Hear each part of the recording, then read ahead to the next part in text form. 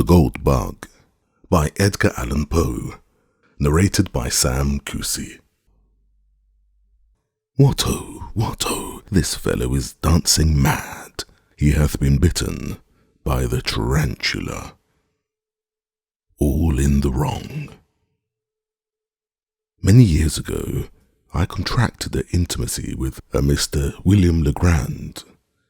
He was of an ancient Huguenot family, and had once been wealthy, but a series of misfortunes had reduced him to want. To avoid the mortification consequent upon his disasters, he left New Orleans, the city of his forefathers, and took up his residence at Sullivan's Island, near Charleston, South Carolina. This island is a very singular one. It consists of little else than the sea sand, and is about 3 miles long. Its breadth at no point exceeds 1/4 of a mile. It is separated from the mainland by a scarcely perceptible creek, oozing its way through a wilderness of reeds and slime, a favourite resort of the marsh hen. The vegetation, as might be supposed, is scant, or at least dwarfish. No trees of any magnitude are to be seen. Near the western extremity, where Fort Moultrie stands, and where are some miserable frame buildings, tenanted during summer by the fugitives of Charleston, dust and fever, may be found, indeed, the bristly palmetto, but the whole island, with the exception of this western point, and the line of hard, white beach on the sea-coast, is covered with a dense undergrowth of the sweet myrtle, so much prized by the horticulturalists of England. The shrub here often attains the height of 15 or 20 feet, and forms an almost impenetrable coppice, burthening the air with its fragrance. In the inmost recesses of this coppice, not far from the eastern or more remote end of the island, Legrand had built himself a small hut, which he occupied when I first, by mere accident, made his acquaintance. This soon ripened into friendship, for there was much in the recluse to excite interest and esteem. I found him well educated, with unusual powers of mind, but infected with misanthropy, and subject to perverse moods of alternate enthusiasm and melancholy. He had with him many books, but rarely employed them. His chief amusements were gunning and fishing, or sauntering along the beach and through the myrtles in quest of shells or entomological specimens. His collection of the latter might have been envied by the swamadam. In these excursions he was usually accompanied by an old negro called Jupiter, who had been manumitted before the reverses of the family, but who could be induced, neither by threats nor by promises, to abandon what he considered his right of attendance upon the footsteps of his young Massa Will. It is not improbable that the relatives of Legrand, conceiving him to be somewhat unsettled in intellect, had contrived to instill this obstinacy into Jupiter with a view to the supervision and guardianship of the wanderer. The winters in the latitude of Sullivan's Island are seldom very severe, and in the fall of the year it is a rare event indeed when a fire is considered necessary. About the middle of October, 18, there occurred, however, a day of remarkable chilliness. Just before sunset I scrambled my way through the evergreens to the hut of my friend, whom I had not visited for several weeks, my residence being, at that time, in Charleston, a distance of 9 miles from the island, while the facilities of passage and repassage were very far behind those of the present day. Upon reaching the hut, I rapped, as was my custom, and getting no reply, sought for the key where I knew it was secreted, unlocked the door, and went in.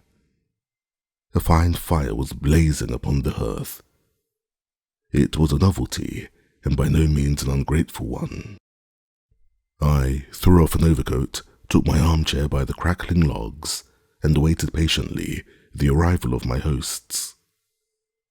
Soon after dark they arrived, and gave me a most cordial welcome. Jupiter, grinning from ear to ear, bustled about to prepare some marsh hens for supper.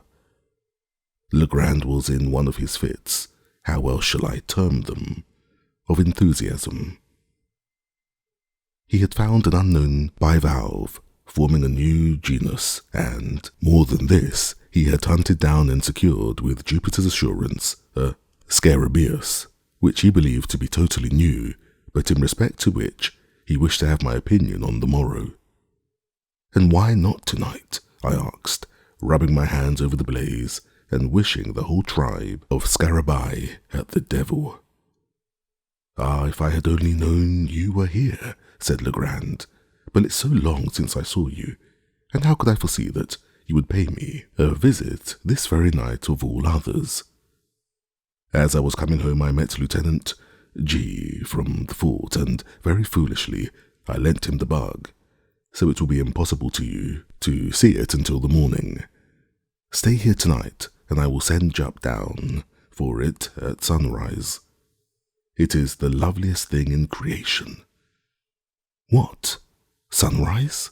Nonsense, no. The bug. It is of a brilliant gold colour, about the size of a large hickory nut, with 2 jet black spots near one extremity of the back, and another, somewhat longer, at the other. The antennae are... There ain't no tin to him, Massa Will, I keep on telling you. Here, interrupted Jupiter. The bug is a ghoul bug, solid, every bit of him, inside and all, sep him wing, never feel half so heavy a bug in my life. Well, suppose it is, Jupe, replied Legrand, somewhat more earnestly, it seemed to me, than the case demanded. Is that any reason for your letting the birds burn? The colour? Here he turned to me, is really almost enough to warrant Jupiter's idea. You never saw a more brilliant metallic lustre than the scales emit, but of this you cannot judge till tomorrow. In the meantime, I can give you some idea of the shape. Saying this, he seated himself at a small table on which were a pen and ink, but no paper. He looked for some in the drawer, but found none. Never mind, said he at length, this will answer, and he drew from his waistcoat pocket a scrap of what I took to be very dirty foolscap, and made upon it a rough drawing with the pen. While he did this, I retained my seat by the fire, for I was still chilly. When the design was complete, he handed it to me without rising. As I received it, a loud growl was heard, succeeded by a scratching at the door. Jupiter opened it, and a large Newfoundland belonging to Legrand rushed in, leaped upon my shoulders, and loaded me with caresses, for I had shown him much attention during previous visits. When his gambols were over, I looked at the paper and, to speak the truth, found myself not a little puzzled at what my friend had depicted. Well, I said, after contemplating it for some minutes, this is a strange scarab-like. I must confess, new to me, never saw anything like it before, unless it was a skull or a death's head, which it more nearly resembles than anything else that has come under my observation. A death's head, echoed Legrand. Oh yes, well, it has something of that appearance upon paper, no doubt. The 2 upper black spots look like eyes, eh? And the longer one at the bottom like a mouth, and then the shape of the whole is oval. Perhaps so, said I, but Legrand, I fear you are no artist. I must wait until I see the beetle itself, if I am to form any idea of its personal appearance. Well, I don't know, said he, a little nettled. I draw tolerably, should do it at least, have had good masters, and flatter myself that I'm not quite a blockhead. But, my dear fellow, you are joking then, said I. This is a very passable skull indeed. I may say that it is a very excellent skull, according to the vulgar notions about such specimens of physiology. And your scarab-like must be the queerest scarab-like in the world, if it resembles it. Why, we may get up a very thrilling bit of superstition upon this hint. I presume you will call the bug Scarabeus caput hominis, or something of that kind. There are many similar titles in the natural histories. But where are the antennae you spoke of? The antennae? Said Legrand, who seemed to be getting unaccountably warm upon the subject. I'm sure you must see the antennae. I made them as distinct as they are in the original insect, and I presume that is sufficient. Well, I said, perhaps you have. Still, I don't see them, and I handed him the paper without additional remark, not wishing to ruffle his temper. But I was much surprised at the turn events had taken.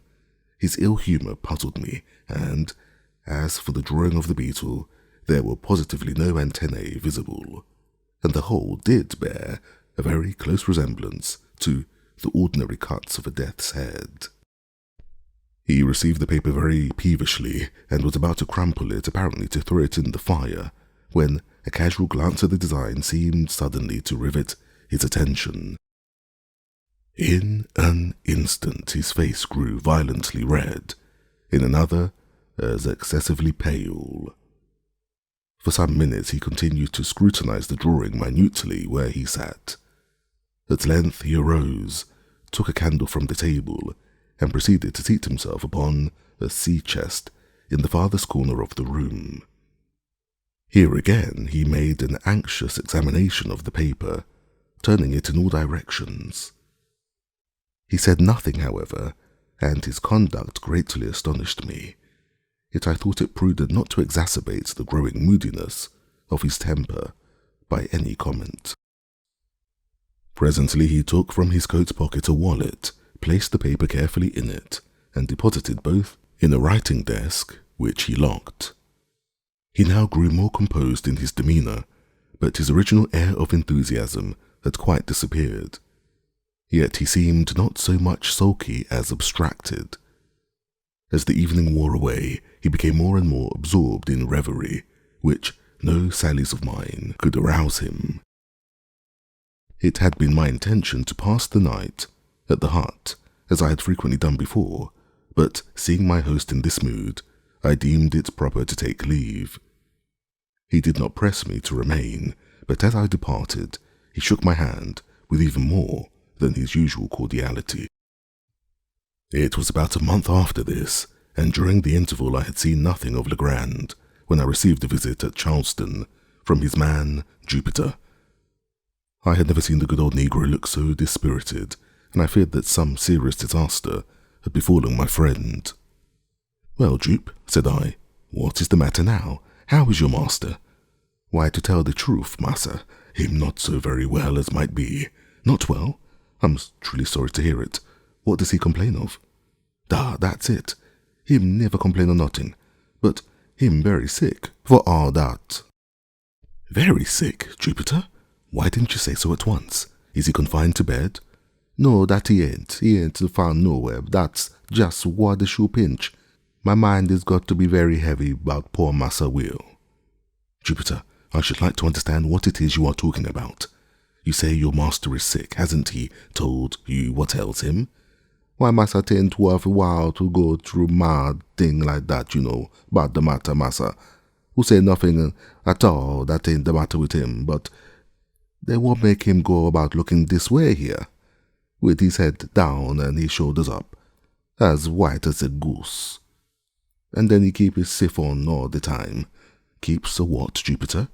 "Keeps a siphon with the figures on the slit, the queerest figures I ever did see. He's getting to be scared, I tell you. Hap for to keep mighty tight eye upon him, nervous. Today he give me the slip for the sun up, and was gone the whole of the blessed day.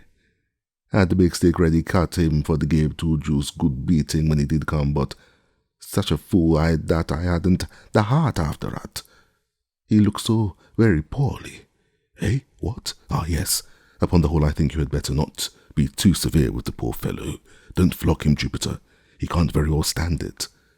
But you can form no idea of what has occasioned this illness, or rather this change of conduct? Has anything unpleasant happened since I saw you?" "No, massa, there ain't been nothing unpleasant since then. 'Twas for then, I'm feared, 'Twas very day you was there. How? What you mean? Why, massa, I mean the bug now. There now. What? The bug. I'm very certain that massa will been bit somewhere, about the head by that good old bug. And what caused you? What cause do you have, Jupiter, for such a supposition? Claws enough, massa. I'm off too. I never did see sick a juice bug. He kick and bite everything and come near him. Massa will catch him first, but had to let him go, gain mighty quick. I tell you, then was the time he must have got the bite. I didn't like to look at the bug mouth myself, no how. So I wouldn't take hold of him with my finger, but I touch him with a piece of paper that I found. I wrap him in the paper and stiff piece of it in him mouth. That was the way. And you think then that your master was really bitten by the beetle, and that he bite, the bite made him sick? I don't think nothing about it, no loose it. What made him dream about the bug, the Google so much if t'ants because he got the little Google bug? Is I heard about him Google bugs for this. But how do you know he dreams about gold? How I know? Why, 'cause he talk about it in his sleep. That's how I knows. Well, Jupe, perhaps you are right. But to what fortunate circumstance am I to attribute the honor of a visit from you today? What the matter, massa? Did you bring any message from Mr. Legrand? No, massa, I bring this here pizzle. And here Jupiter handed me a note which ran thus. My dear, why have I not seen you for so long a time? I hope you have not been so foolish as to take offence at my little brisquerie of mine. But no, that is improbable. Since I saw you, I have had great cause for anxiety. I have something to tell you, yet scarcely know how to tell it, or whether I should tell it at all. I have not been quite well for some days past, and poor old Jupe annoys me, almost beyond endurance, by his well-meant attentions. Would you believe it? He had prepared a huge stick the other day, with which to chastise me for giving him the slip, and spending the day solus among the hills on the mainland. I verily believe that my ill looks alone saved me a flogging. I have made no addition to my cabinet since we met. If you can in any way make it convenient, come over with Jupiter. Do come. I wish to see you tonight upon business of importance. I assure you that it is of the highest importance. Ever yours, William Legrand. There was something in the tone of this note which gave me great uneasiness. Its whole style differed materially from that of Legrand. What could he be dreaming of? What new crochet possessed his excitable brain? What business of the highest importance could he possibly have to transact? Jupiter's account of him boded no good. I dreaded lest the continued pressure of misfortune had, at length, fairly unsettled the reason of my friend. Without a moment's hesitation, therefore, I prepared to accompany the Negro. Upon reaching the wharf, I noticed a scythe and 3 spades, all apparently new, lying in the bottom of the boat in which we were to embark. What is the meaning of all this, Jupe? I inquired. Him scythe, massa, and spade. Very true, but what are they doing here? Him the scythe and the spade what massa will sis pon my burying him for the town, and the devil's gone lot of money. I had to job for him. But what, in the name of all that is mysterious, is your massa Will going to do with scythes and spades? That's more than I know, and devil take me if I don't believe 'tis more than he know too. But it's all come of the bug. Finding that no satisfaction was to be obtained of Jupiter, whose whole intellect seemed to be absorbed by the bug, I now stepped into the boat and made sail. With a fair and strong breeze, we soon ran into the little cove to the northward of Fort Moultrie, and a walk of some 2 miles brought us to the hut.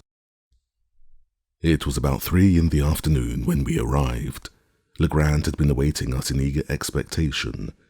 He grasped my hand with a nervous empressement which alarmed me and strengthened the suspicions already entertained. His countenance was pale, even to ghastliness, and his deep-set eyes glared with unnatural lustre. After some inquiries respecting his health, I asked him, not knowing what better to say, if he had yet obtained the scarab-like from Lieutenant G. "Oh yes," he replied, colouring violently. "I got it from him the next morning. Nothing should tempt me to part with that scarab-like. Do you know that Jupiter is quite right about it?" "In what way?" I asked, with a sad foreboding at heart. "In supposing it to be a bug of real gold." He said this with an air of profound seriousness, and I felt inexpressibly shocked.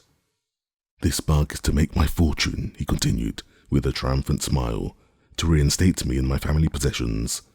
Is it any wonder, then, that I prize it, since fortune has thought fit to bestow it upon me? I have only to use it properly, and I shall arrive at the gold of which it is the index. Jupiter, bring me that scarab-like." "What, the bug, massa? I'd rather not go for trouble that bug. You must get him your own self."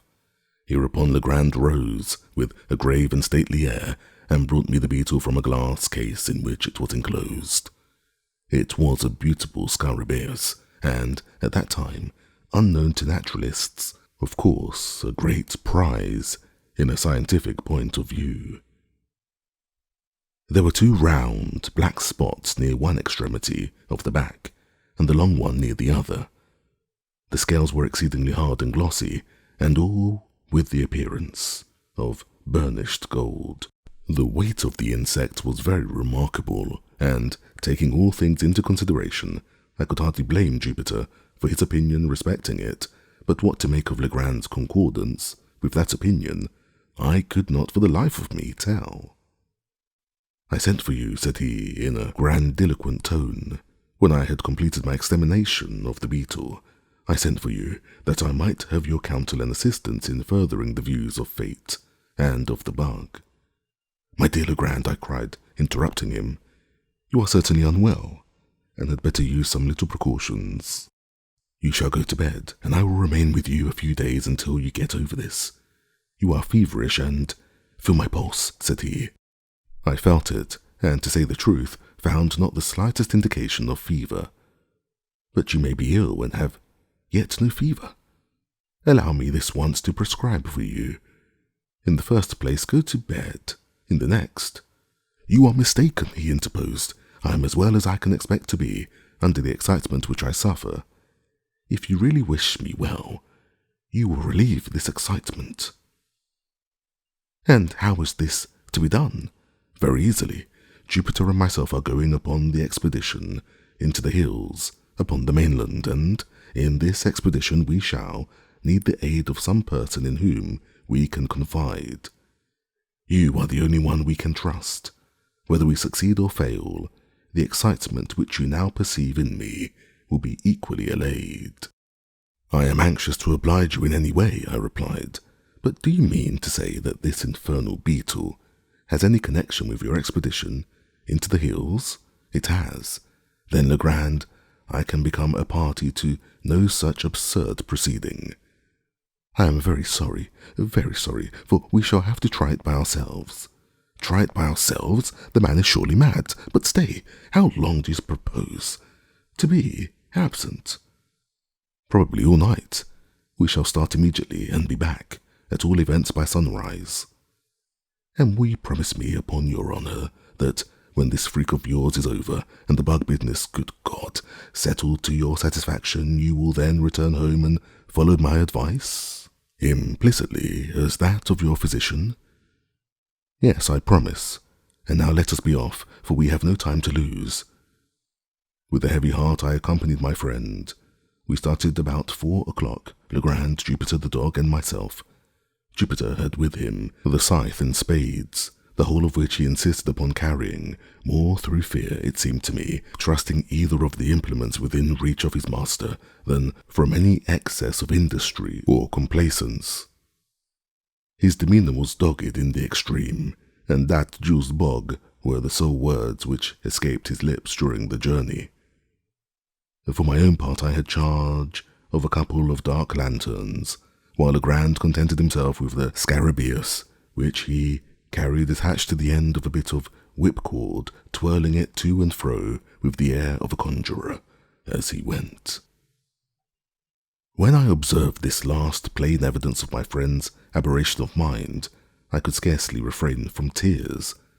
I thought it best, however, to humour his fancy, at least for the present, or until I could adopt some more energetic measures with a chance of success. In the meantime I endeavoured, but all in vain, to sound him in regard to the object of the expedition. Having succeeded in inducing me to accompany him, he seemed unwilling to hold conversation upon any topic of minor importance, and, to all my questions, vouchsafed no other reply than, "We shall see." We crossed the creek at the head of the island by means of a skiff, and, ascending the high grounds on the shore of the mainland, proceeded in a northwesterly direction through a tract of country excessively wild and desolate, where no trace of a human footstep was to be seen. Legrand led the way with decision, pausing only for an instant here and there to consult what appeared to be certain landmarks of his own contrivance upon a former occasion. In this manner we journeyed for about 2 hours, and the sun was just setting when we entered a region infinitely more dreary than any yet seen. It was a species of tableland near the summit of an almost inaccessible hill, densely wooded from base to pinnacle, and interspersed with huge crags that appeared to lie loosely upon the soil, and in many cases were prevented from precipitating themselves into the valleys below, merely by the support of the trees against which they reclined. Deep ravines in various directions gave an air of still sterner solemnity to the scene. The natural platform to which we had clambered was thickly overgrown with brambles, through which we soon discovered that it would have been impossible to force our way but for the scythe, and Jupiter, by direction of his master, proceeded to clear for us a path to the foot of an enormously tall tulip tree, which stood, with some 8 or 10 oaks, upon the level and far surpassed them all, and all other trees which I had then ever seen, in the beauty of its foliage and form, in the wide spread of its branches, and in the general majesty of its appearance. When we reached this tree, Legrand turned to Jupiter and asked him if he thought he could climb it. The old man seemed a little staggered by the question, and for some moments made no reply. At length he approached the huge trunk, walked slowly around it, and examined it with minute attention. When he had completed his scrutiny, he merely said, "Yes, massa, Jub climb any tree he ever see in his life. Then up with you as soon as possible, for it will soon be too dark to see what we are about." "How far must go up, massa?" inquired Jupiter. "Get up the main trunk first, and then I will tell you which way to go. And here, stop, take this beetle with you." "The bog? Massa will." "The google bog," cried the negro, drawing back in dismay. "What for must toot the bog up way up the tree? Damn if I do."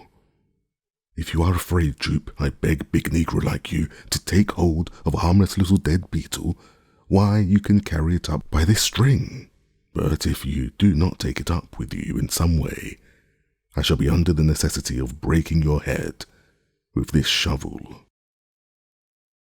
"What the matter now, massa?" said Jupe, evidently shamed into complacence and compliance. "Always want for to raise fuss with old nigger. Was only funning anyhow. Me fear the bug. What I care for the bug." Here he took cautiously hold of the extreme end of the string and, maintaining the insect as far from his person as circumstances would permit, prepared to ascend the tree.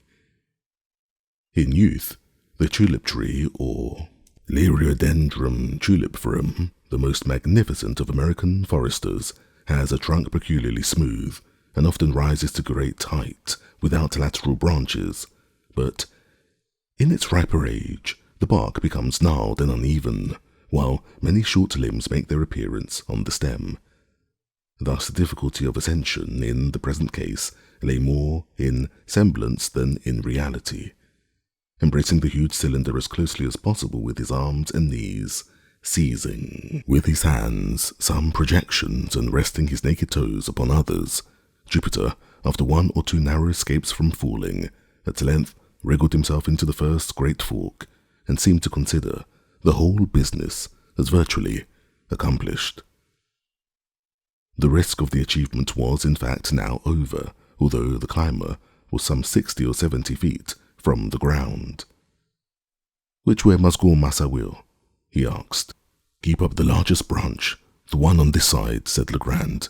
The negro obeyed him promptly, and apparently with but little trouble ascending higher and higher until no glimpse of his squat figure could be obtained through the dense foliage which enveloped it. Presently his voice was heard in a sort of halloo. "How much further is got to go?" "How high up are you?" asked Legrand. "Ever so far," replied the negro. "Can see the sky through the top of the tree." "Never mind the sky, but attend to what I say. Look down the trunk and count the limbs below you on this side. How many limbs have you passed?" 1, 2, 3, 4, 5. I done pass 5 big limb, massa, pon this side." "Then go 1 limb higher." In a few minutes the voice was heard again, announcing that the 7th limb was attained. "Now, Jupe," cried Legrand, evidently much excited, "I want you to work your way out upon that limb as far as you can. If you see anything strange, let me know." By this time, what little doubt I might have entertained of my poor friend's insanity was put finally at rest. I had no alternative but to conclude him stricken with lunacy, and I became seriously anxious about getting him home. While I was pondering upon what was best to be done, Jupiter's voice was again heard. "Must feared for to venture upon this limb very far. 'Tis dead limb pretty much all the way." "Did you say it was a dead limb, Jupiter?" cried Legrand in a quavering voice. "Yes, massa, him dead as the doornail, done up for Satan, done departed this life here." "What in the name of heaven shall I do?" asked Legrand, seemingly in the greatest distress. "Do," said I, glad of an opportunity to interpose a word. "Why, come home and go to bed. Come now. That's a fine fellow. It's getting late, and besides, you remember your promise." "Jupiter," he cried, without heeding me in the least, "do you hear me?" "Yes, massa will hear you ever so plain." "Try the wood well, then, with your knife, and see if you think it very rotten." "Him rotten, massa, sure enough," replied the negro in a few moments. "But not so very rotten as might be. Might venture a little way upon the limb myself. That's true." "By yourself? What do you mean?" "Why, I mean the bug. 'Tis very heavy bug. Suppose I drop him down first, and then the limb won't break. With just the weight of 1 nigger." "You infernal scoundrel!" cried Legrand, apparently much relieved. "What do you mean by telling me such nonsense as that? As sure as you drop that beetle, I'll break your neck. Look here, Jupiter, do you hear me?" "Yes, massa, needn't hollow no poor nigger that style, you know." "Well, now listen. If you will venture out on the limb as far as you think safe, and not to let go the beetle, I'll make you a present of a silver dollar as soon as you get down." "I'm gwan, Massa Will. Deed I is," replied the negro very promptly. "Almost out to the end now." "Out to the end?" here fairly screamed Legrand. "Do you say you are out to the end of that limb?" "Soon to be the end, massa. Oh, la mercy." "What is this punditry?" "Well," cried Legrand, highly delighted, "what is it?" "Why, 'tain't nothing but a skull. Nobody been left him dead here up the tree, and the crows done gobble every bit of the meat off."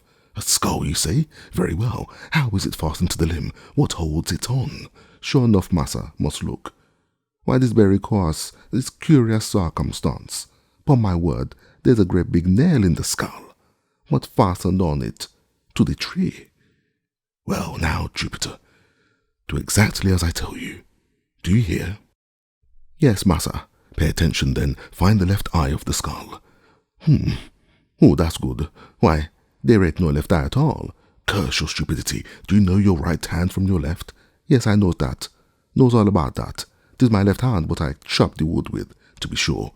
You are left-handed, and your left eye is on the same side as your left hand. Now I suppose you can find the left eye of the skull, or place where the left hand had been. Have you found it? Here was a long pause. At length the negro asked, Is the left eye of the skull upon the same side as the left hand of the skull, too? 'Cause the skull ain't got no bit of a hand at all. Never mind.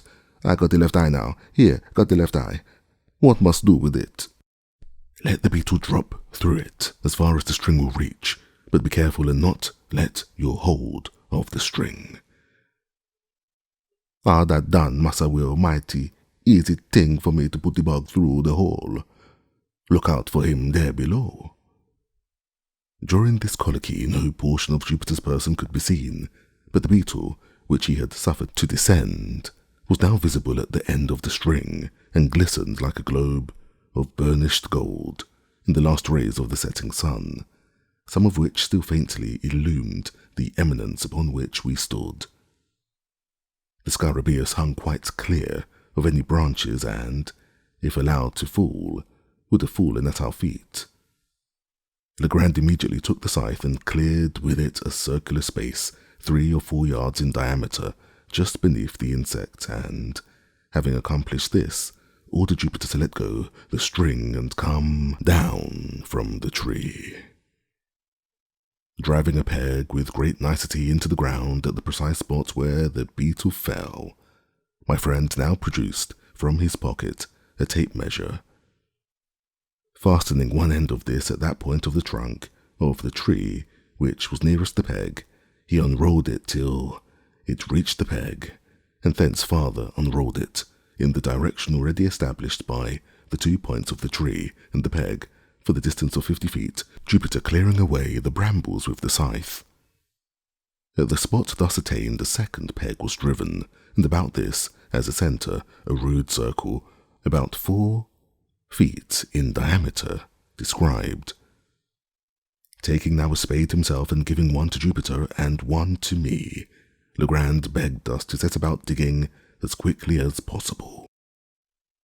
To speak the truth, I had no especial relish for such amusement at any time, and, at that particular moment, would most willingly have declined it, for the night was coming on, and I felt much fatigued with the exercise already taken. But I saw no mode of escape, and was fearful of disturbing my poor friend's equanimity by a refusal. Could I have depended indeed upon Jupiter's aid, I would have had no hesitation in attempting to get the lunatic home by force. But I was too well assured of the old negro's disposition to hope that he would assist me under any circumstances in a personal contest with his master.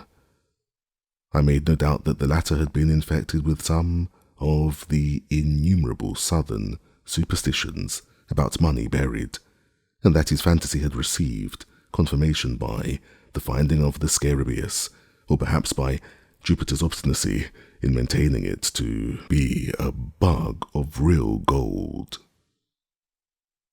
A mind disposed to lunacy would readily be led away by such suggestions, especially if chiming in with favourite preconceived ideas. And then I called to mind the poor fellow's speech about the beetle's being the index of his fortune. Upon the whole, I was sadly vexed and puzzled, but at length I concluded to make a virtue of necessity, to dig with a good will, and thus the sooner to convince the visionary by ocular demonstration of the fallacy of the opinions he entertained. The lanterns having been lit, we all fell to work with a zeal worthy of a more rational cause, and, as the glare fell upon our persons and implements, I could not help thinking how picturesque a group we composed, and how strange and suspicious our labours must have been to any interloper who by chance might have stumbled upon our whereabouts.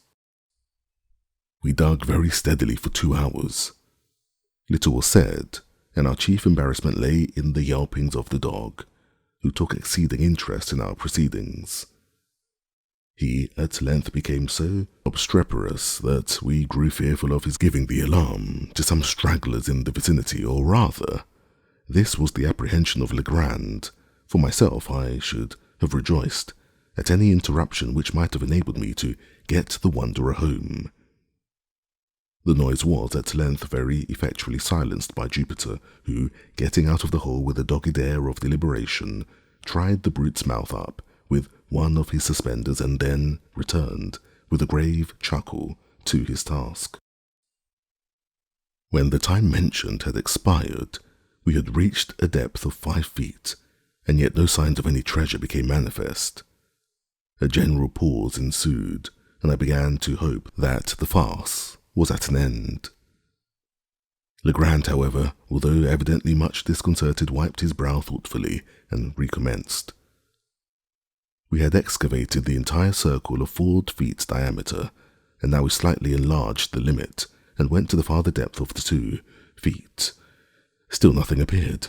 The gold seeker, whom I sincerely pitied, at length clambered from the pit, with the bitterest disappointment imprinted upon every feature, and proceeded slowly and reluctantly to put on his coat, which he had thrown off at the beginning of his labour. In the meantime I made no remark. Jupiter, at a signal from his master, began to gather up his tools.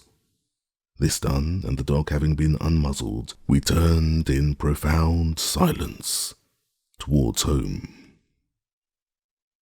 We had taken perhaps a dozen steps in this direction, when, with a loud oath, Legrand strode up to Jupiter and seized him by the collar. This astonished negro opened his eyes and mouth to the fullest extent, let fall the spades, and fell upon his knees. "You scoundrel," said Legrand, hissing out the syllables from between his clenched teeth.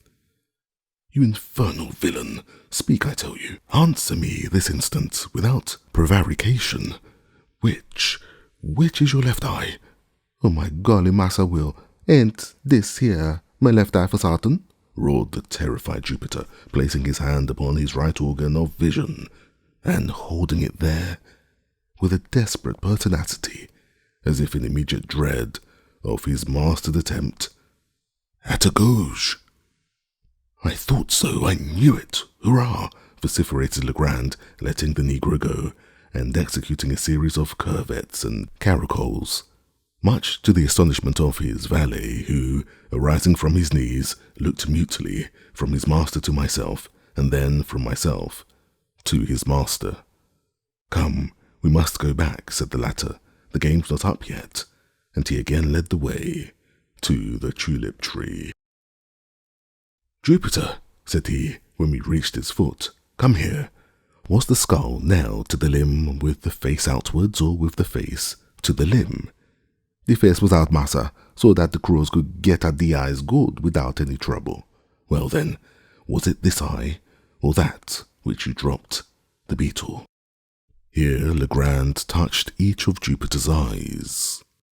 "'Twas this eye, massa, the left eye, just as you tell me." And here it was his right eye that the negro indicated. "That will do. We must try it again." Here my friend, about whose madness I now saw, or fancied that I saw, certain indications of method, removed the peg which marked the spot where the beetle fell, to a spot about 3 inches to the westward of its former position, taking now the tape measure from the nearest point of the trunk to the peg, as before, and continuing the extension in a straight line to the distance of 50 feet, a spot was indicated, removed by several yards from the point at which we had been digging.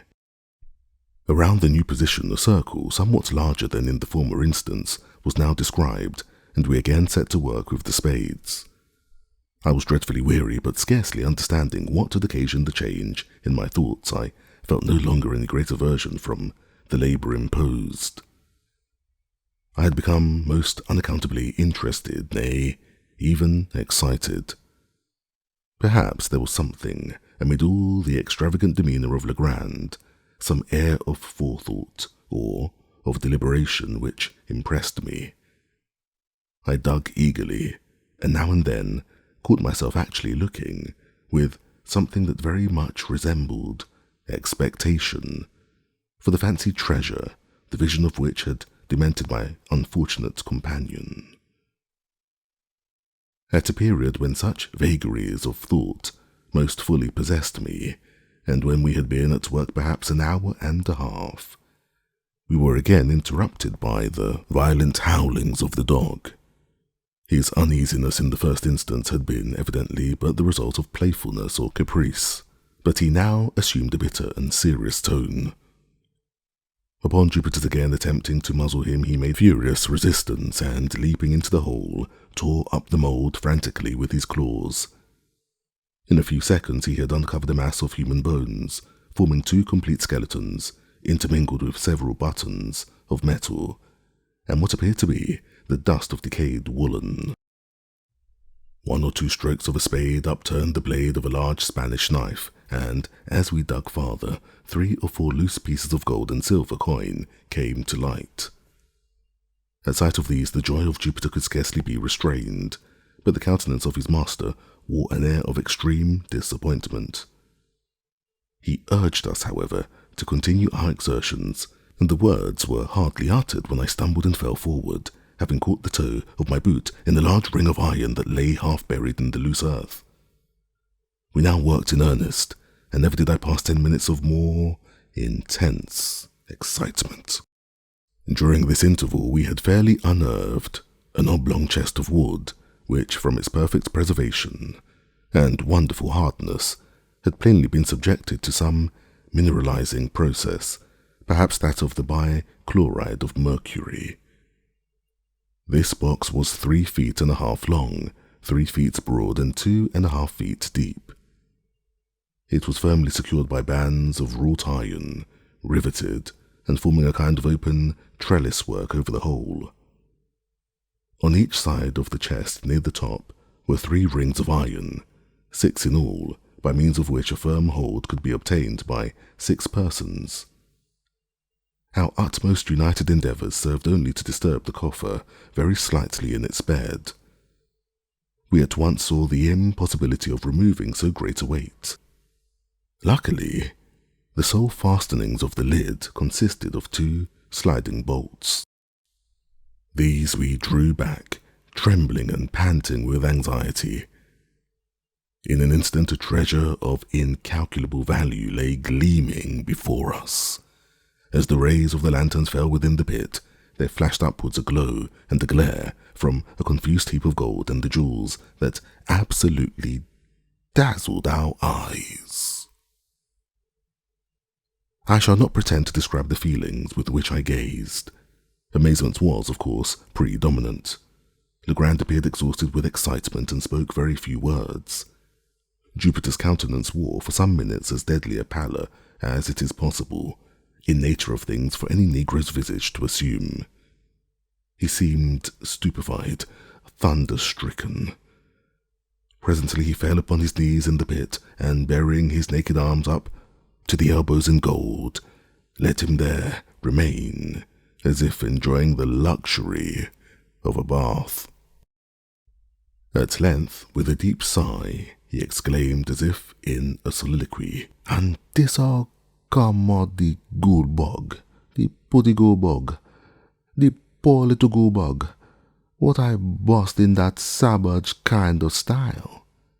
Ain't you ashamed of yourself, nigger? Answer me that." It became necessary at last that I should arouse both master and valet to the expediency of removing the treasure. It was growing late, and it behooved us to make exertion, that we might get everything housed before daylight.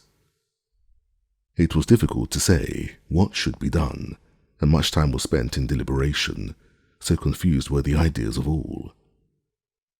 We finally lightened the box by removing 2/3 of its contents, when we were enabled, with some trouble, to raise it from the hole.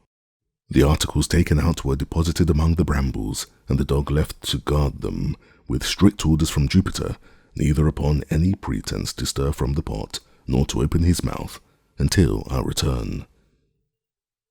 We then hurriedly made for home with the chest, reaching the hut in safety, but after excessive toil at 1 o'clock in the morning. Worn out as we were, it was not in human nature to do more immediately. We rested until 2 and had supper, starting for the hills immediately, armed with 3 stout sacks, which, by good luck, were upon the premises. A little before 4 we arrived at the pit, divided the remainder of the booty as equally as might be among us, and, leaving the holes unfilled, again set out for the hut, at which, for the second time, we deposited our golden burthens, just as the first faint streaks of the dawn gleamed from over the treetops in the east. We were now thoroughly broken down, but the intense excitement of the time denied us repose.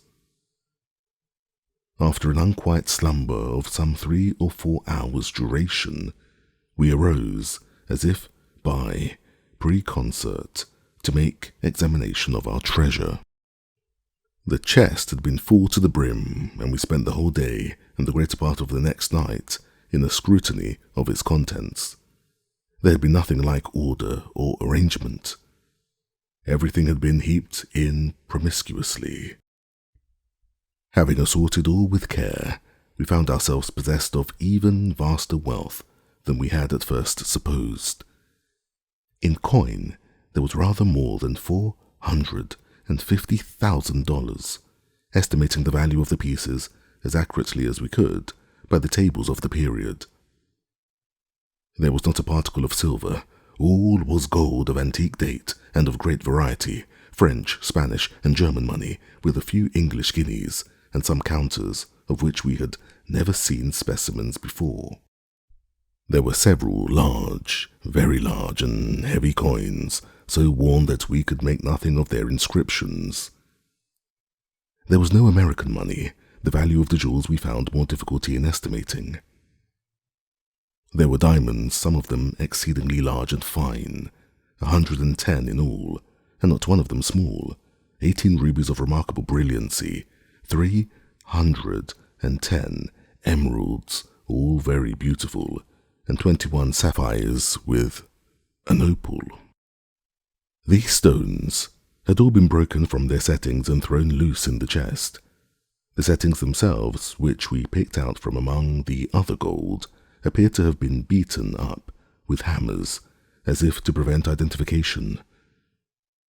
Besides all this, there was a vast quantity of solid gold ornaments, nearly 200 massive finger and earrings, rich chains, 30 of these, if I remember, 83 very large and heavy crucifixes, 5 gold censers of great value, a prodigious golden punch bowl, ornamented with richly chased vine leaves and bacchanalian figures, with 2 sword handles exquisitely embossed, and many other smaller articles which I cannot recollect.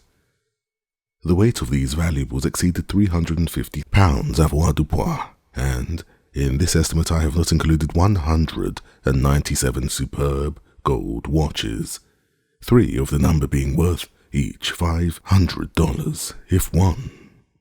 Many of them were very old, and as timekeepers valueless, the works having suffered more or less from corrosion, but all were richly jewelled and in cases of great worth.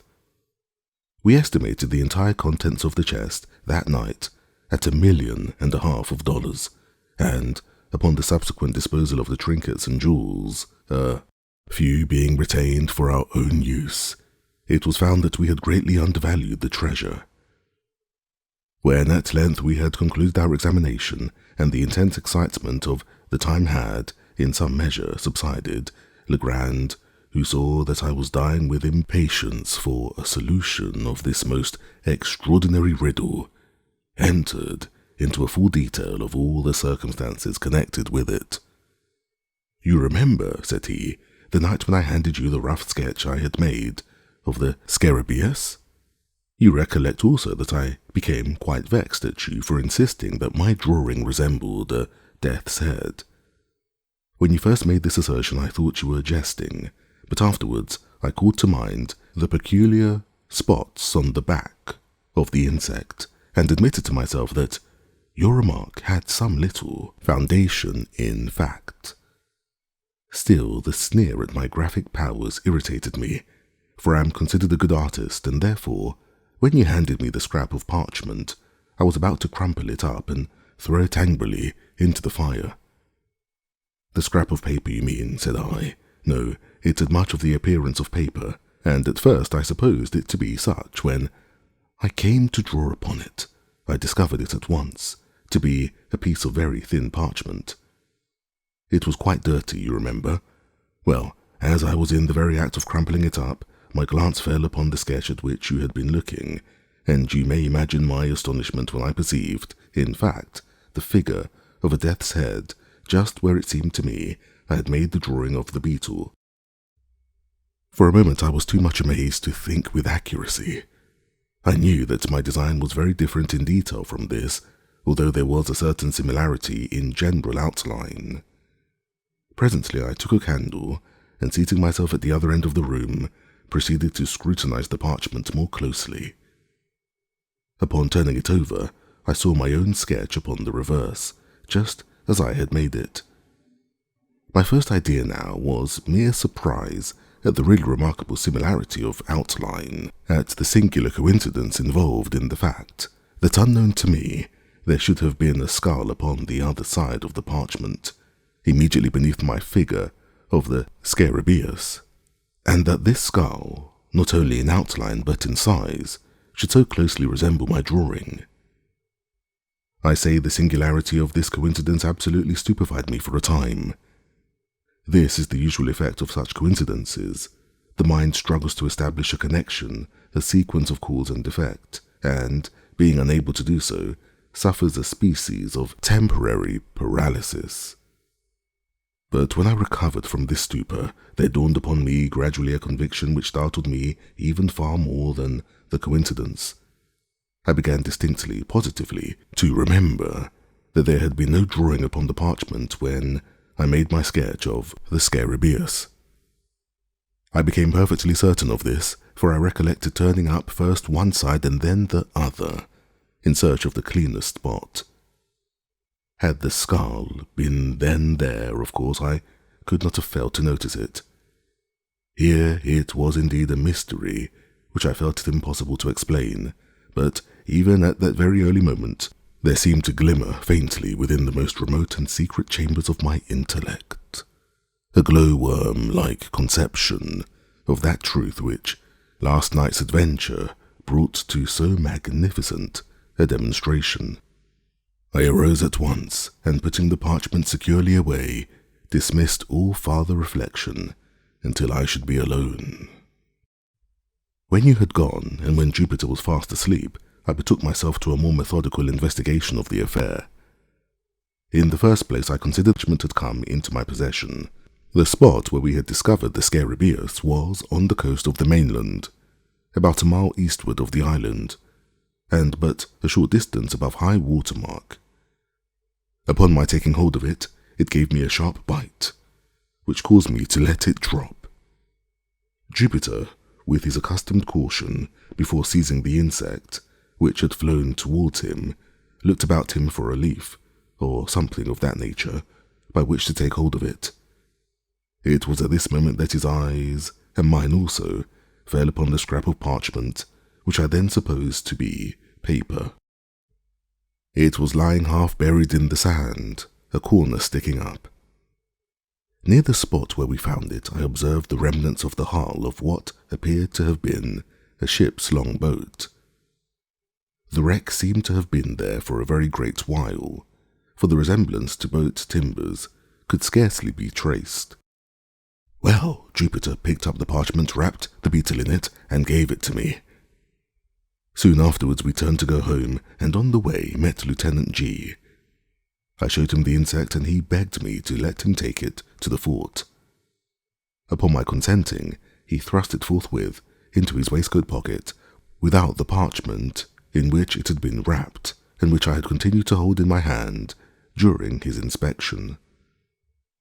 Perhaps he dreaded my changing mind, and thought it best to make sure of the prize at once, You know how enthusiastic he is on all subjects connected with natural history. At the same time, without being conscious of it, I must have deposited the parchment in my own pocket. You remember that when I went to the table for the purpose of making a sketch of the beetle, I found no paper where it was usually kept. I looked in the drawer and found none there. I searched my pockets hoping to find an old letter when my hand fell upon the parchment. I thus detail the precise mode in which it came into my possession, for the circumstances impressed me with particular force. No doubt you will think me fanciful, but I have already established a kind of connection. I had put together two links of a great chain. There was a boat lying upon a sea coast, and not far from the boat was a parchment, not a paper, with a skull depicted upon it. You will, of course, ask, where is the connection? I replied that the skull, or death's head, is the well-known emblem of the pirate. The flag of the death's head is hoisted in all engagements. I have said that the scrap was parchment, and not paper. Parchment is durable, almost imperishable. Matters of little moment are rarely consigned to parchment, since for the mere ordinary purposes of drawing or writing, it is not nearly so well adapted as paper. This reflection suggested some meaning, some relevancy in the death's head. I did not fail to observe also the form of the parchment. Although one of its corners had been, by some accident, destroyed, it could be seen that the original form was oblong. It was just such a slip, indeed, as might have been chosen for a memorandum, for a record of something to be long remembered and carefully preserved. But, I interposed, you say that the skull was not upon the parchment when you made the drawing of the beetle. How then do you trace any connection between the boat and the skull, since this latter, according to your own admission, must have been designed, God only knows how or by whom, at some period subsequent to your sketching the scarab-like? Hereupon turns the whole mystery, although the secret at this point I had comparatively little difficulty in solving. My steps were sure and could afford but a single result. I reasoned, for example, thus. When I drew the scarabus, there was no skull apparent upon the parchment. When I had completed the drawing, I gave it to you and observed you narrowly until you returned it. You, therefore, did not design the skull, and no one else was present to do it. Then it was not done by human agency, and nevertheless it was done. At this stage of my reflections I endeavoured to remember, and did remember with entire distinctness, every incident which occurred about the period in question. The weather was chilly, a rare and happy accident, and the fire was blazing upon the hearth. I was heated with exercise and sat near the table. You, however, had drawn a chair close to the chimney, just as I placed the parchment in your hand, and as you were in the act of inspecting it, Wolf, the Newfoundland, entered and leaped upon your shoulders. With your left hand you caressed him and kept him off, while your right, holding the parchment, was permitted to fall listlessly between your knees, and in close proximity to the fire. At one moment I thought the blaze had caught it, and was about to caution you, but before I could speak you had withdrawn it, and were engaged in its examination. When I considered all these particulars, I doubted not for a moment that heat had been the agent in bringing to light upon the parchment the skull which I saw designed upon it. You are well aware that chemical preparations exist, and have existed time out of mind, by means of which it is possible to write upon either paper or vellum, so that the characters shall become visible only when subjected to the action of fire. Zaffre, digested in aqua regia, and diluted with 4 times its weight of water, is sometimes employed. A green tint results. The regulus of cobalt, dissolved in spirit of nitre, gives a red. These colours disappear at longer or shorter intervals after the material written upon cools, but again become apparent upon the reapplication of heat. I now scrutinized the death's head with care. Its outer edges, the edges of the drawing nearest the edge of the vellum, were far more distinct than the others. It was clear that the action of the caloric had been imperfect or unequal. I immediately kindled a fire and subjected every portion of the parchment to a glowing heat. At first, the only effect was the strengthening of the faint lines in the skull, but upon persevering in the experiment, they became visible at the corner of the slip, diagonally opposite to the spot in which the death's head was delineated, the figure of what I at first supposed to be a goat. A closer scrutiny, however, satisfied me that it was intended for a kid. "Ha ha," said I, "to be sure I have no right to laugh at you. $1.5 million of money is too serious a matter for mirth. But you are not about to establish a third link in your chain. You will not find any especial connection between your pirates and the goat. Pirates, you know, have nothing to do with goats. They appertain to the farming interest. But I have just said that the figure was not that of a goat. Well, a kid, then. Pretty much the same thing." "Pretty much, but not altogether," said Legrand. "You may have heard of one Captain Kidd." I at once looked upon the figure of the animal as a kind of punning or hieroglyphical signature. I say signature because its position upon the vellum suggested this idea. The death's head at the corner diagonally opposite had, in the same manner, the air of a stamp or seal, but I was sorely put out by the absence of all else, of the body to my imagined instrument, of the text for my context. I presume you expected to find a letter between the stamp and the signature. Something of that kind.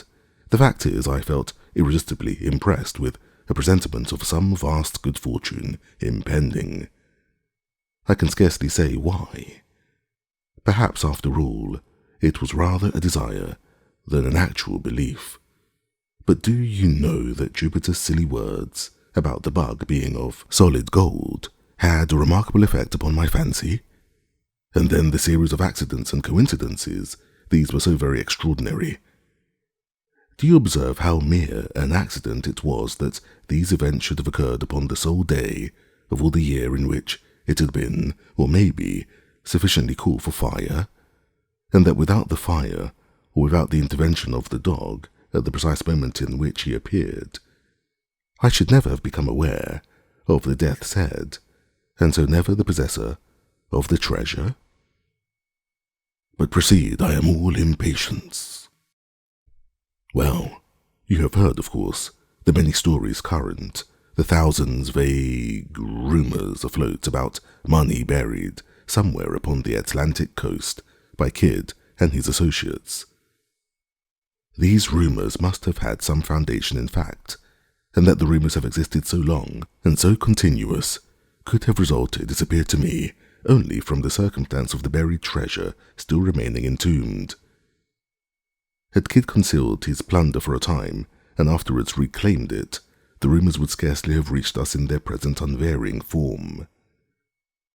You will observe that the stories told are all about money-seekers, not about money-finders. Had the pirate recovered his money, there the affair would have dropped. It seemed to me that some accident, say the loss of a memorandum indicating its locality, had deprived him of the means of recovering it, and that this accident had become known to his followers, who otherwise might never have heard that treasure had been concealed at all, and who, busying themselves in vain, because unguided attempts to regain it had given first birth and then universal currency to the reports which are now so common. Have you ever heard of any important treasure being unearthed along the coast? Never. But that Kidd's accumulations were immense is well known. I took it for granted, therefore, that the earth still held them, and you will scarcely be surprised when I tell you that I felt a hope, nearly amounting to certainty, that the parchment so strangely found involved a lost record of the place of deposit. But how did you proceed? I held the vellum again to the fire after increasing the heat, but nothing appeared. I now thought it possible that the coating of dirt might have something to do with the failure, so I carefully rinsed the parchment by pouring warm water over it, and, having done this, I placed it in a tin pan with the skull downwards and put the pan upon the furnace of lighted charcoal. In a few minutes, the pan having become thoroughly heated, I removed the slip and, to my inexpressible joy, found it spotted in several places with what appeared to be figures arranged in lines. Again I placed it in the pan and suffered it to remain another minute. Upon taking it off, the whole was just as you see it now. Here Legrand, having reheated the parchment, submitted it to my inspection. "But," said I, returning him the slip, "I am as much in the dark as ever. Were all the jewels of Golconda awaiting me upon my solution of this enigma, I am quite sure that I should be unable to earn them. And yet," said Legrand, "the solution is by no means difficult, as you might be led to imagine, from the first hasty inspection of the characters. These characters, as any one might readily guess, form a cipher. That is to say, they convey a meaning. But then, from what is known of Kidd, I could not suppose him capable of constructing any of the more abstruse cryptographs. I made up my mind at once that this was of a simple species, such, however, as would appear, to the crude intellect of the sailor, absolutely insoluble without the key." "And you really solved it?" "Readily. I have solved others of an abstruseness 10,000 times greater.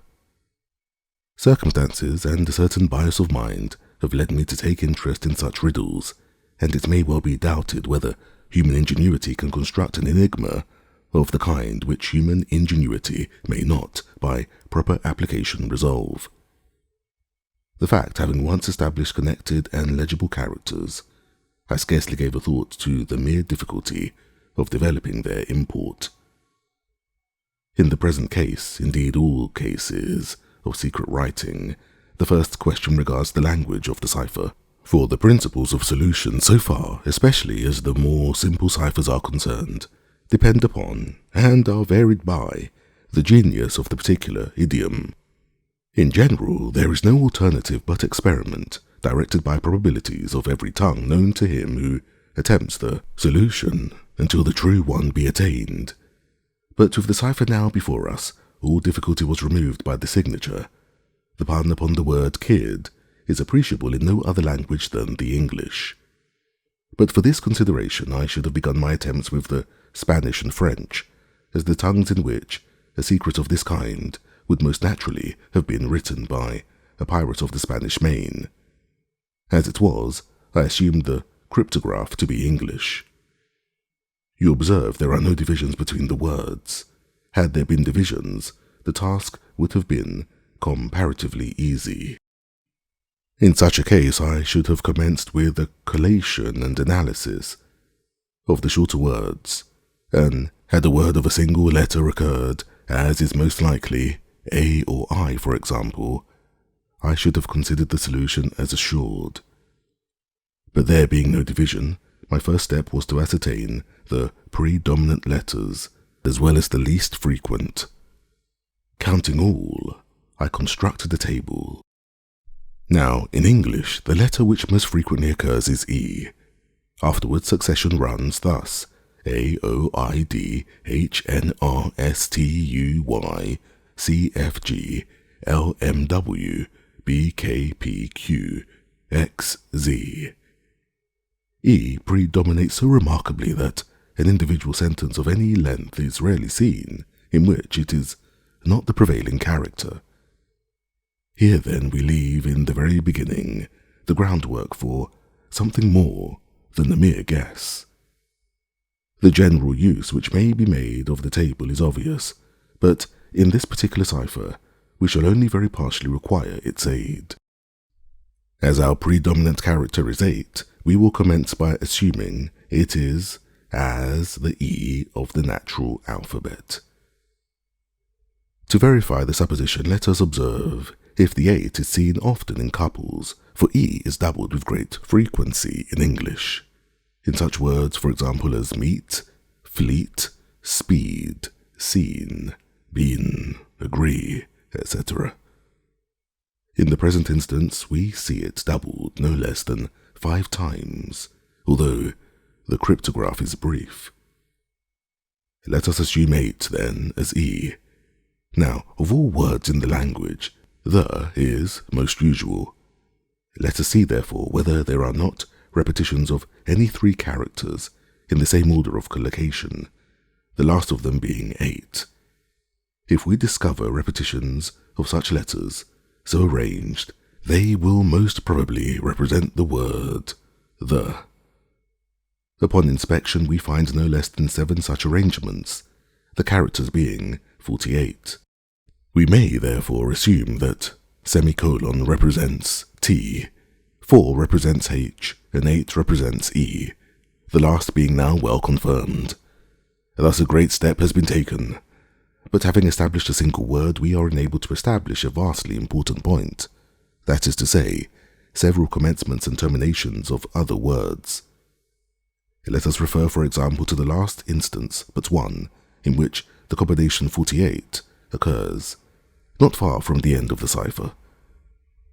We know that the semicolon immediately ensuing is the commencement of a word, and of the 6 characters succeeding this the, we are cognizant of no less than 5. Let us set these characters down thus by the letters we know them to represent, leaving a space for the unknown, T, eth.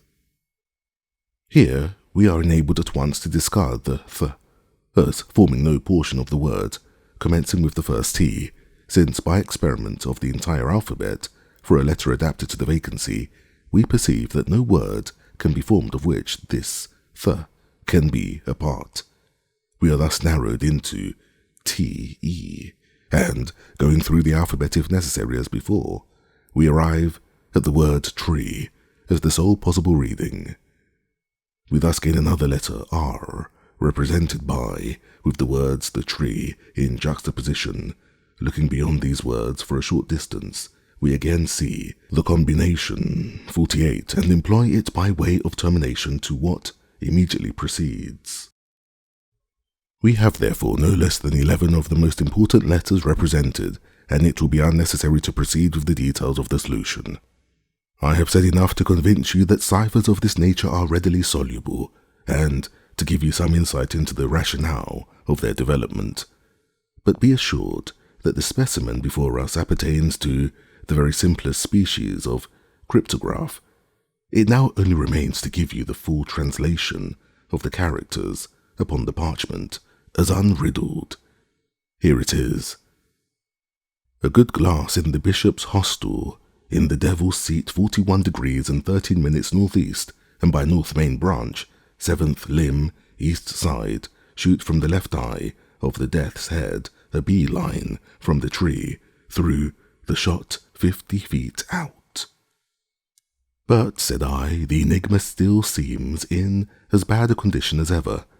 How is it possible to extort a meaning from all this jargon about devil's seat, death's head, and bishop's hotels?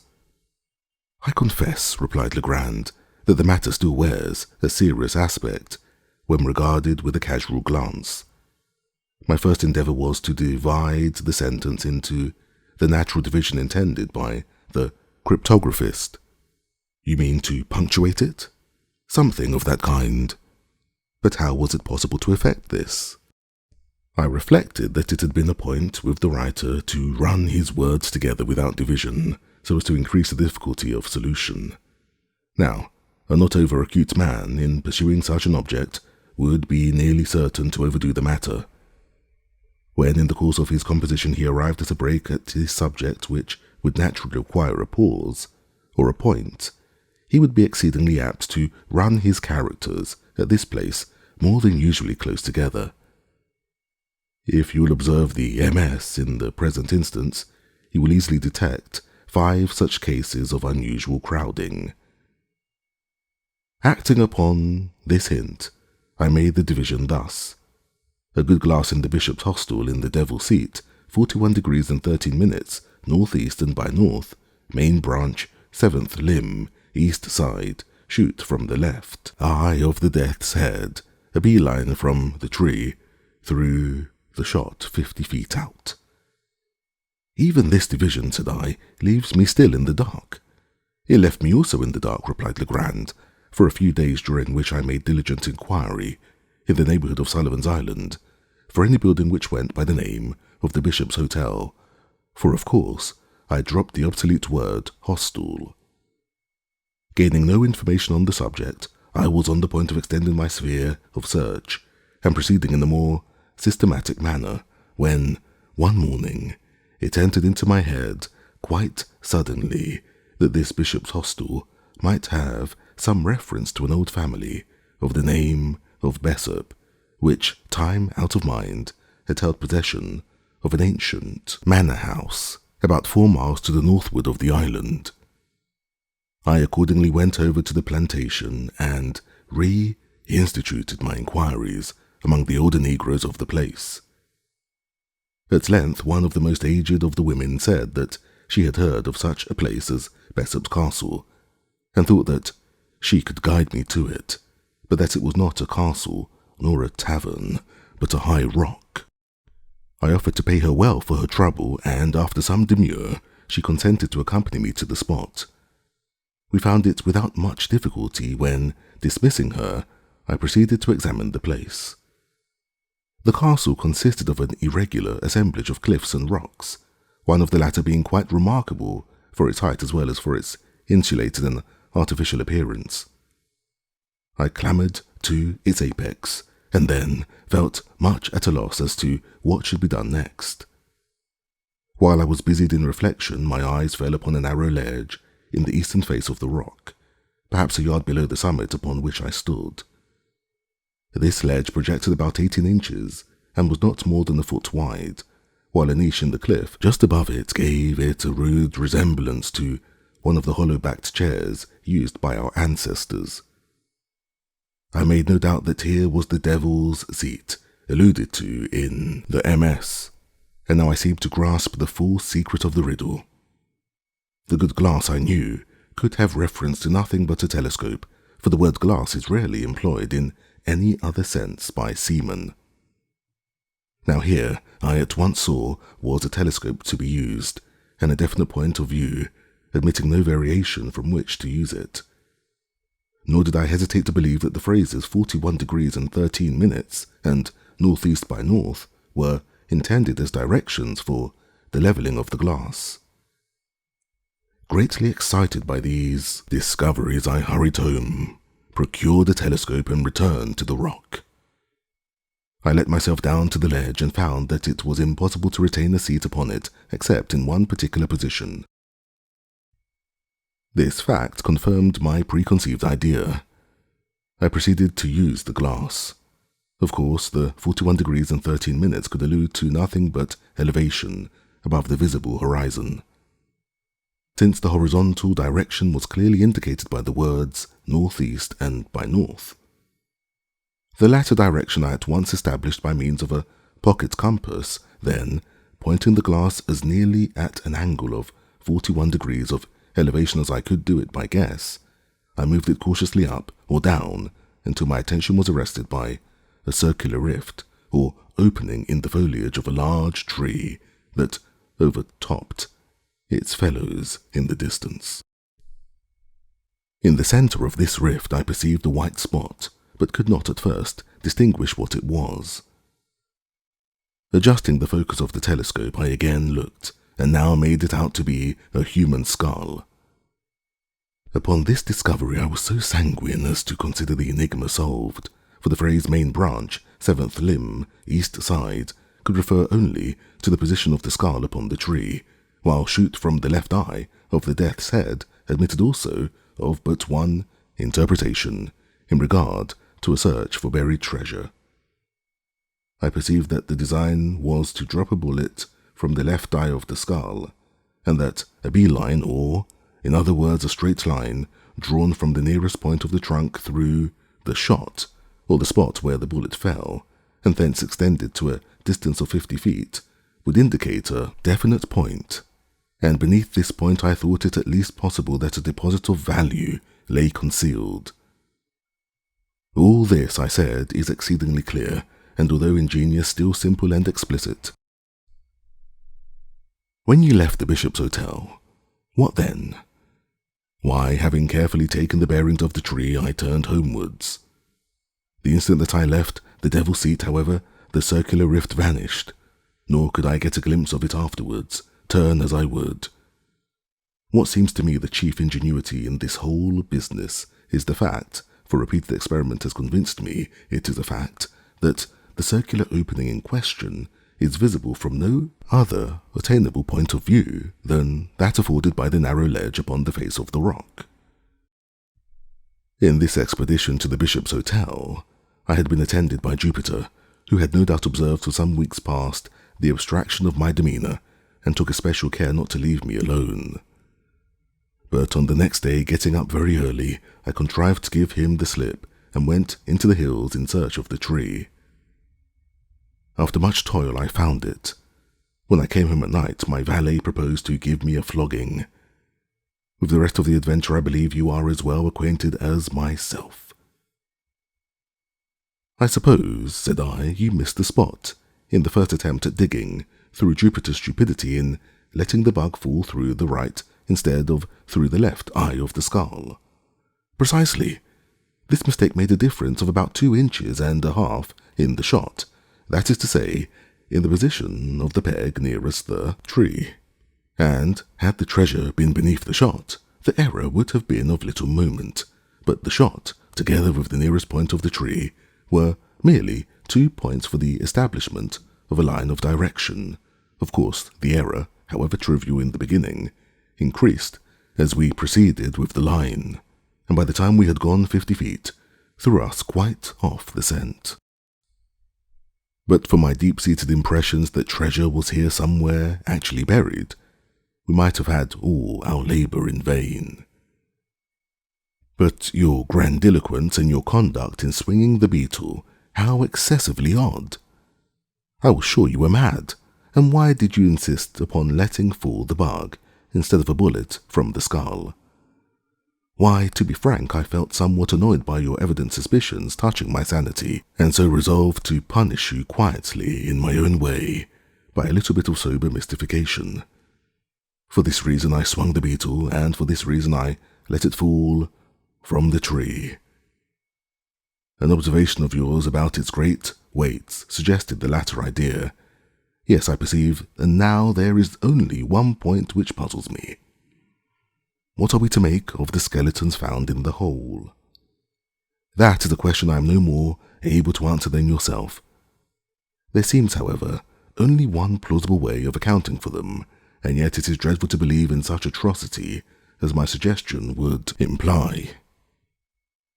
It is clear that Kidd, if Kidd indeed secreted this treasure, which I doubt not, it is clear that he must have had assistance in the labour. But this labour concluded, he may have thought it expedient to remove all participants in his secret. Perhaps a couple of blows with a mattock were sufficient, while his coadjutors were busy in the pit. Perhaps it required a dozen. Who shall tell?